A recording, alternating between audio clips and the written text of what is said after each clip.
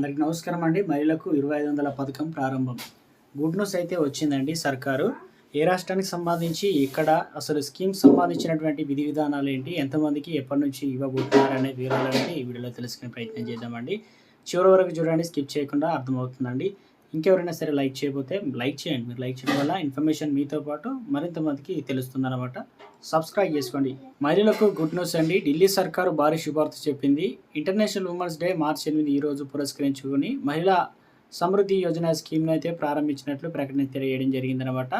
So ఇక ఎన్నికల్లో భాగంగా ఢిల్లీలోని మా సోదరిమణులకు హామీ ఇచ్చిన మహిళా సమృద్ధి స్కీమ్ను ఆమోదం తెలిపాం కాబట్టి ఈ స్కీమ్ కింద ఢిల్లీలోని మహిళలకు 2500 ఆర్థిక సాయం అందించేందుకు కేబినెట్ గ్రీన్ సిగ్నల్ ఇచ్చింది. సీఎం రేఖా గుప్తా వెల్లడించారు.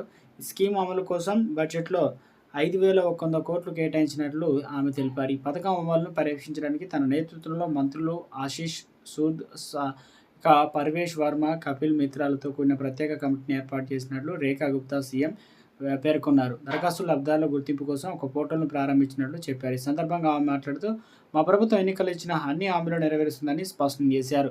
ఇక ఈ తెలంగాణలో ఇటు ఎప్పటి నుంచి ఎదురు చూస్తున్నా మరి ఈ రోజు అయితే స్పష్టత అయితే ఇస్తారనుకున్నాం, కానీ ఈ స్కీమ్ పైన ఎటువంటి ఇన్ఫర్మేషన్ అయితే ఇవ్వలేదు. సో మొత్తానికి ఢిల్లీలో మాత్రం గుడ్ న్యూస్ అయితే చెప్పడం జరిగిందనమాట. అక్కడ బీజేపీ అయితే